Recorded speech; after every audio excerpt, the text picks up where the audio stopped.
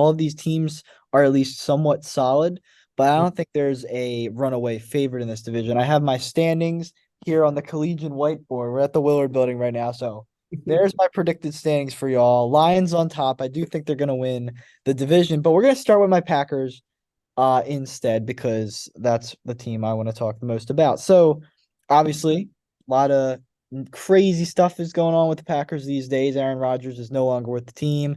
He's now with the Jets. Jordan Love is preparing for his first season as the starter, finally taking the reins after being drafted 3 seasons ago in the first round. And outside of that, there's a lot of question marks, but there isn't a lot of crazy moves. It's just a lot of either veterans who've been with the team for a while, or in the case of the receiver room, a lot of young players looking to prove themselves, looking to keep getting better.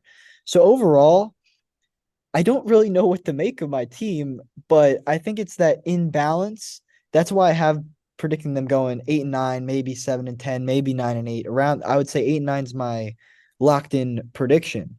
But I think it's that blend of like unknown young talent with established, proven veterans that's like this is not going to be a garbage team despite the quarterback change, but Mhm. there's questions to answer, and that means the floor and the ceiling can fluctuate a lot. Before I get into all my spiels, what's your outlook on the Packers this season? I kind of agree with where you're going with this because I think there's a lot of, and it's kind of unfair. Like it's something we've discussed with a lot of the other AFC teams, like especially with like teams like the Texans, where like there's a lot of potential because there's a lot of good young players on these teams. The problem is that there might be a little too much youth and not enough veteran presence to help win. And I agree. I don't think Jordan Love is the issue. I think Jordan Love has proven that he can at the very least be a capable starter in the league. Is he going to replace Aaron Rodgers? That's kind of the big question we're going to try to figure out this season. But I think he's pretty good, and I like the additions you guys made. I like that you guys kind of overhauled the tight end room. I thought that was a smart decision. I like the young receivers you guys have. Obviously, your running back room is pretty stellar. Probably, I'd say like the best 1-2 punch in the league. I can't really think of anything off the top of my head that's better. I Uh, would say that's not true, but I don't really feel like thinking about who's better right now. I would say no though. We're not the best, but we're up there. We're up there I feel for sure. like Aaron Jones, AJ Dillon's pretty good because I feel like AJ Dillon could be a starter on a lot of teams. AJ Dillon's had a weird career so far, and I don't know if he's ever going to be used the way he was originally intended when he was drafted. I always go back to that Packers Titans game where it was snowing and it was his rookie season. He hadn't played a ton yet because Jamal Williams was still there, but Matt LaFleur kind of let him go and get a lot of touches in that game, and he wound up with a really good ground performance, just kind of chugging along that whole game against the Titans defense, being Mhm. that power back. And I don't really feel like we've ever committed to him in the same way really at all. And I don't know. I have weird thoughts about him, but that's why I always kind of don't anoint the Packers as an elite backfield just because I don't really feel like the usage is ever there. I had this problem with Aaron Jones last year too because I thought Aaron Jones and AJ Dillon, Matt LaFleur and Stenovich were kind of swapping the way I would have used him. I would have made Aaron Jones the pass catcher, the guy who you wanted. I mean, Aaron Jones still had more big plays, but I Mhm. feel like they were making Aaron Jones the goal line back and AJ Dillon was catching these passes. I'm like, well, AJ Dillon's best in short yardage because he's just so big. Like, give this guy some red zone looks. So I don't know. That's just the running back, but that's a whole tangent. So we already got off on one Packers tangent. We're barely into the video, but yeah, that's my thoughts on the running back for him. But anyway, go ahead with your No, point. that's fair. How the I Packers have a good run game.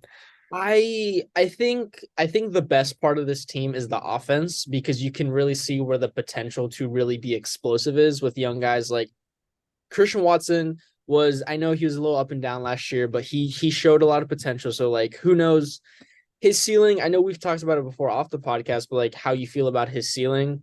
I'm not a Packers fan, so I can't really comment on too much, but at least he should be a serviceable number one receiver going into the season. You got Romeo Dobbs, who I think is pretty decent for like being drafted like fifth, sixth round. Jaden Reed, he's a good deep threat, so I think they're going to be pretty good. And I like the rest of the offense, especially the defense is like there's some places where it's like a little concerning, but I think your guys' offense is going to really help this team out because I think you guys have the potential to be great. Yeah, we have the potential. There's a lot of potential. It's so weird. It's the most not uncomfortable. That's a weird word, but I'll say uncomfortable. It's the most uncomfortable I've ever been making like a prediction for a Packers season, just because.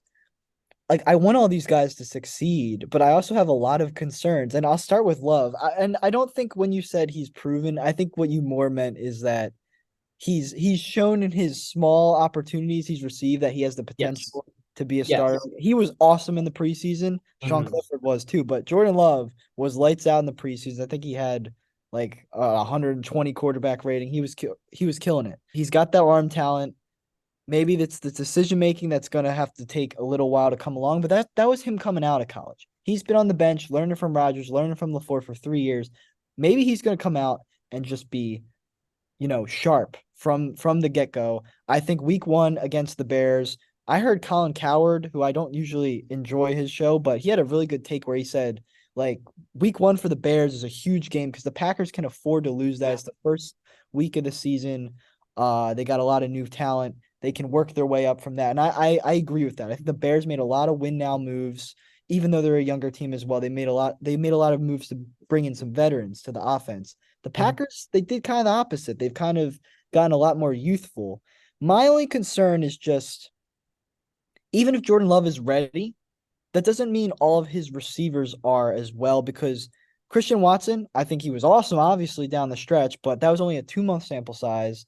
Uh, he's not going to score a touchdown every game. That was the pace he was going at, and he dealt with a lot of injuries as a rookie. I think he's going to be awesome. I think he has all the physical tools to be a good deep threat, a good possession receiver, just a good number one X slot receiver. I think he's going to be really good, but it's a little early to anoint him. And so many people are saying he's going to be the next superstar. Let's pump the brakes. I want to give this guy a chance to prove that he is at the very least a number one receiver before we get into all pro status. Romeo Dobbs, I like him a lot for a fourth round pick. He was surpassed all my expectations, and it was awesome to see him, after all that hype in the preseason, pay it off. And I think he's already shown in preseason 2 years in a row now that he has a good connection with Love. I think he's going to be good. It's just I don't know. I'm not sure what his ceiling is. I think I need to watch him a little more, but we'll see with him. Jaden Reed seems like the deep threat. So I like the starters, and I'm all for the youth movement. Same with the tight ends, Musgrave, Kraft. They do different things. The Packers tight end room, as you alluded to, has been very bad for a while, especially from a offensive production aspect. But we'll see. They're rookies, but I think they're going to be good. My big thing is like there's no veteran receiver on this team whatsoever. The backups are all rookies or young guys. Samori Torrey was a seventh round draft pick last season, but then we have Dontavian Wicks, Malik Heath, both rookies, and then we got guys on the practice squad as well. To me, there's trades or signings they could have made. Jarvis Landry's still out there. I understand that we're a rebuilding team, but you got to have, in my opinion, you got to have at least one veteran that a new, fresh quarterback in Jordan Love can throw to give, just to have someone he can trust. There's Mhm. plenty of veteran receivers falling out of favor on their teams. I was talking about Kendrick Bourne at one point with New England. It sounds like he's kind of earned his spot back, but coming off last season. How about the Dolphins? Cedric Wilson. What's Mhm. Is it really that big a deal if the Packers take his money for 1 year? I don't think so. Like just someone who has more than 1 or 2 years of experience is what I would have like. What do you think about that? Because that's my biggest concern is that even if Jordan Love is ready to be like a top 15 quarterback in the league right from the get-go this season, I just worry that maybe the receiver's talent won't be up to his talent because he does have 3 years of experience. I don't know.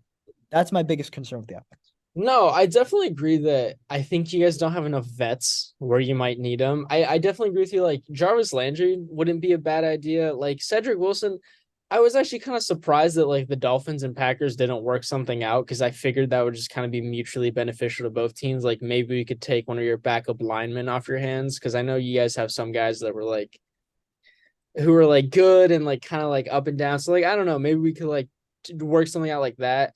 And there's still the speculation that like because Cedric Wilson we restructured his contract, he might now get traded because maybe someone's willing to take it. So maybe there's something going on with that. So like maybe the Packers might be looking into that. But I do think at the very least you guys should have tried to sign Jarvis Landry. I not to like be mean to Malik Heath, but I feel like you could have left him off the roster for a vet in Yeah. Jarvis Landry, who I know he's getting older and has had injuries, but he's always been very consistent with his hands. And I remember him from the Dolphins. He was the safety outlet for the Dolphins when he was on that team. So I don't I think you guys should have brought more vets in, and I totally get that. But the tight end room, I think, is a little different. I think you guys just brought in two guys who are really high upside. So I kind of get why like there's no veteran there. So Luke Musgrave, he should be pretty good. Tucker Craft seems like a solid chain mover blocker type guy.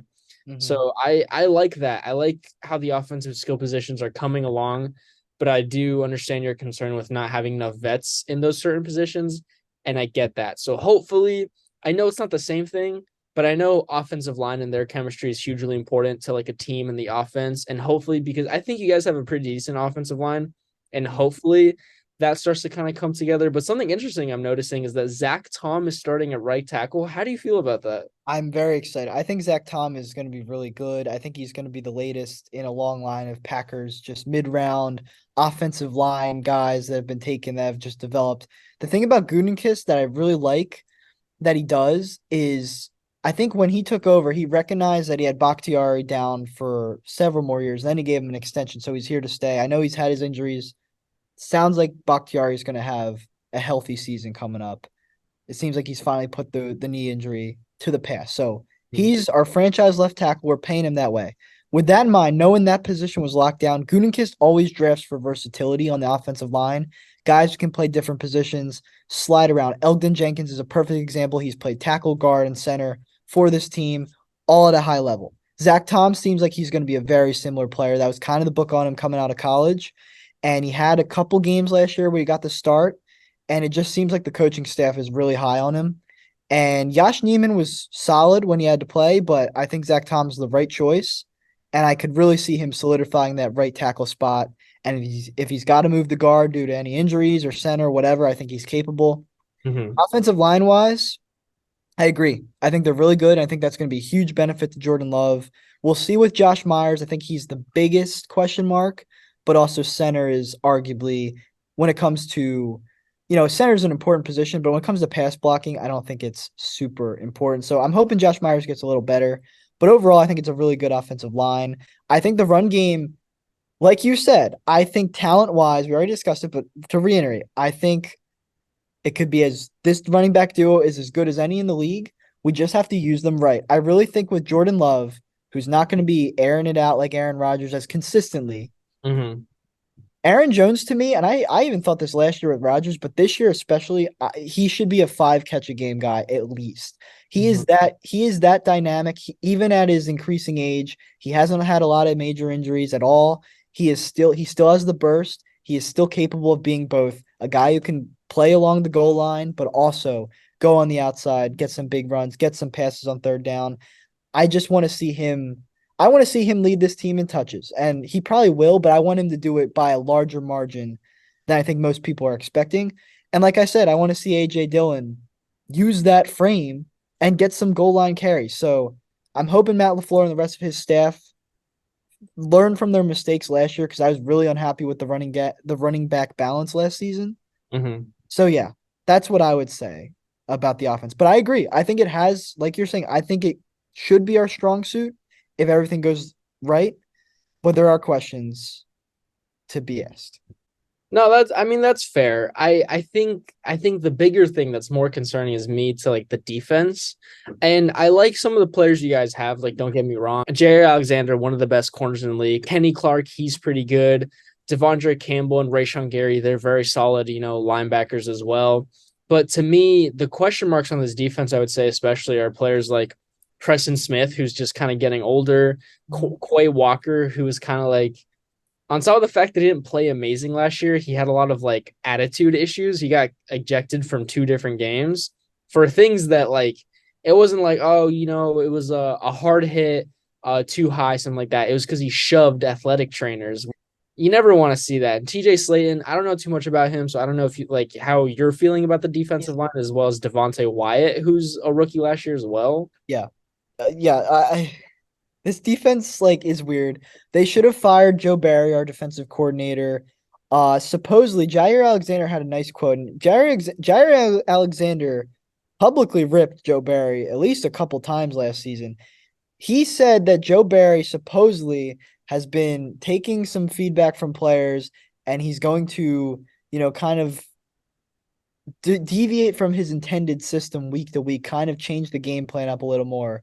Like a big thing was Jair wanted, instead of playing zone, he wanted to be like man covering guys like Justin Jefferson. If you remember week 1 last year, Justin Jefferson shredded the Packers, and a lot of it was not against Jair Alexander. Then later in the season, Jair did a lot better against the Vikings the second time around. So I don't know. Supposedly they're going to make some changes there. They're going to play it a little more week to week instead of Joe Barry just sticking to his guns every week. But we'll see. I think they should have changed coordinators. But with that aside, so you mentioned the defensive line. We can start there. Kenny Clark's awesome. And Devontae Wyatt, he was our first round pick. I believe that's the pick we got in the Devontae Adams trade. I think Quay Walker was our own pick. Hmm. Um, Supposedly he's had an incredible camp and he's ready to play like a first round talent this season. He had a tough year last year. He was mostly a backup to Jaron Reed, but he also struggled when he was on the field. So a lot of Packers writers and fans are expecting him to take a leap, and that Hmm. would be huge for this defensive line because, as you alluded to, besides Kenny Clark, there's not a lot of proven commodities on this defense. There's no proven commodities on this defensive line. TJ Slayton's been on the roster a little while. Um, hasn't really been a starter before either, so I don't really know what to expect from him. I think he's in his third or fourth season. Packers' run defense has been very inconsistent over the past few seasons, and that's a big issue. So I'm hoping if Devontae Wyatt steps up, it can get better this year. And then when it comes to our pass rush, on paper, I think it's really good because Rashawn Gary was awesome before his injury last season. He was awesome the year before. Really after being what some considered overdrafted by Brian Gutekunst, he's really come through for this team. Hmm. And then Preston Smith is a veteran who can get you 9, 10 sacks. Kingsley and Enigbare, who we drafted last year, had a solid enough rookie season, so we'll see if he can keep getting better. And then Lucas Van Ness, first round pick this year, seems like he's going to be more of a situational backup to Preston Smith this year, but they're very high on him. They're going to hope he can take a leap as his career continues. So I think the depth is there for the pass rush. I anticipate Rashawn Gary being healthy after the ACL tear, but I guess it's a wait and see. But I'm pretty confident in that. I think that's the most confident I am out of any position group on the team. You mentioned Quay Walker. He had a weird year because his stats were pretty solid, but I don't know. I mean, Devondre Campbell missed a little bit of time at one point, so he had to man the defense himself for a bit. It felt like I don't know. I guess he just wasn't ready to be a full-time leader on the defense the way they wanted him as a first round pick. So we're gonna hope that he gets better this year. But yeah, he had some sloppy moments last year, but I'm hoping he gets better. What's your thoughts on the secondary? Because we talked about Jair, obviously he's awesome, but I have concerns about pretty much everyone else in the secondary. Yeah, I was gonna say because like Jay Alexander, obviously as we discussed, he's solid. Not solid. He's great. He's the solid foundation of this secondary. But Darnell Savage has severely underperformed as a high draft pick. Yep. Rasul Douglas is a slot corner anyway, so it's kind of weird that he's on the boundary. He hasn't at least if I remember correctly, he started out as a boundary corner, kind of bounced around in his career as a result. Ended up with the Packers playing nickel, and he was really good as the nickel corner. But now he's starting outside, and that's for a lot of players, that's like a change that doesn't always go well. For Rasul Douglas, like he was the year they signed him off the street. I mean, he was on the Cardinals practice squad and he kind of just came in, made that big play, and then he wound up with like 4 or 5 interceptions that year. So, but he was, as you're correct though, he was playing the nickel that season, even though he amassed all those interceptions. But traditionally, he's more of an outside corner. That's what he was with the Eagles. Mm-hmm. And last year, he was playing the slot until Eric Stokes got injured. And Mm-hmm. Eric Stokes, who we can talk about, he had a really bad year last year. Once Rasul Douglas went back to being an outside corner to fill in for Eric Stokes, he had a lot better season in the second half of the year, but he struggled in the slot. So I think that's why he's back in the outside. Mm-hmm. Where does that leave Eric Stokes coming off the injury? I'm not quite sure. We can get into that. He's still listed as questionable or actually out on the depth chart right now.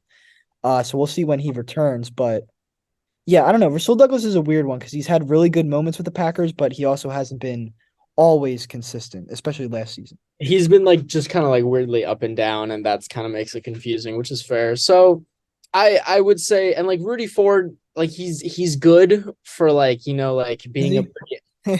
For being like an unknown guy, like he's like, he was a special teamer and then like, like he managed to make like, from what I understood, a few decent starts with the Packers last year. Yeah, But at the end of the day, like I don't think like honestly, it's one of the worst starting safety duos in the league. it could be the worst. It could be the worst.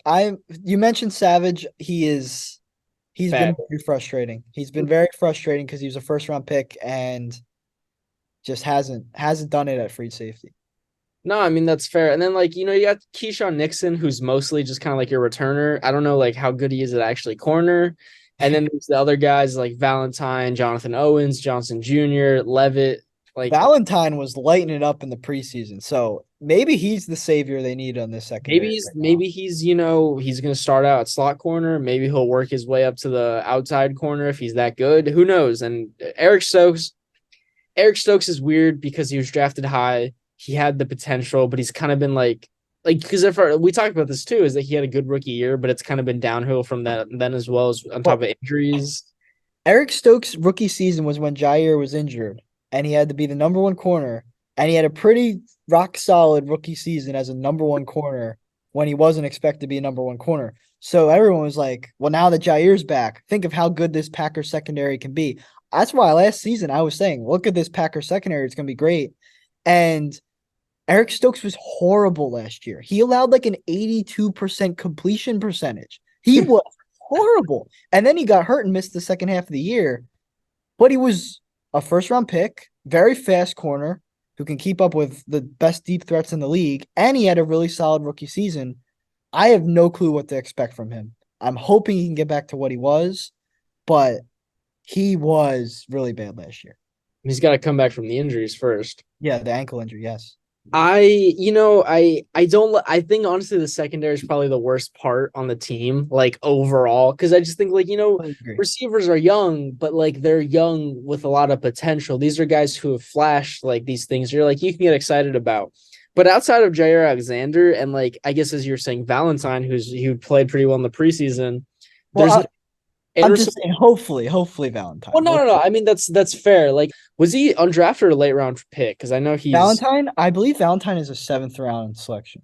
Well, I like to see the late round guys succeed, especially considering the Dolphins' sixth and seventh round draft picks. They both got cut because they just like Oh, weren't that really? great. Yeah, I think we are gonna put them on the practice squad, but they didn't clear waivers, and it's a whole thing. But I think you guys have a lot of potential. I agree with we were also talking about this before the podcast started that you could see the Packers being anywhere from 7 to 10 to 9 and 8 if things just like click. Yeah, And I totally agree with you. I think this is a team with a lot of potential. I think year 2 and 3 of Jordan Love being the starter is where we're really going to see the Packers making strides. But I think this is a very important foundational season for you guys' team. I definitely agree. I think they have to be respectable this year because if they're not respectable, I think it will be because Jordan Love isn't good enough. If Jordan Yeah. Love isn't, I think he can be a top 15 quarterback this year. Top Mhm. 20 is the bare minimum. If he's not around top 20, then we're probably not going to be that good. And we might have to consider, maybe after one more year of him, maybe then it won't work out. I believe in him though. Everything I've read, everything I've seen of him so far, I think he has the makings of a starting quarterback in the NFL. Maybe not a Hall of Famer like Aaron Rodgers and Brett Favre, but maybe Packers fans need to realize that we were very, very lucky for 30 years. It's time to come back to reality like all the other NFL fan bases. If we have a quarterback who can be our starter for 5, 6, maybe even 10 years, you have to be happy, even if he's not Aaron Rodgers. So I understand it's a high standard in Green Bay, but I don't know. I'm excited for the season though. I really, it's just something different. And I know that sounds dumb because the Packers have been consistent winners for a while. They got their Super Bowl, but they got their Super Bowl before I started watching football, Mike. And then I was like, well, we're a Super Bowl winning organization. And I said that for 10 years, me watching football, and they never made it back. And it's just like the Sixers to me. Even though the Packers did get a Super Bowl, unlike the Sixers getting an NBA title, it didn't feel that way to me because I wasn't watching when they won. So Yeah. put the playoff chokes aside. Let's rebuild. New era. We'll see what happens. Okay.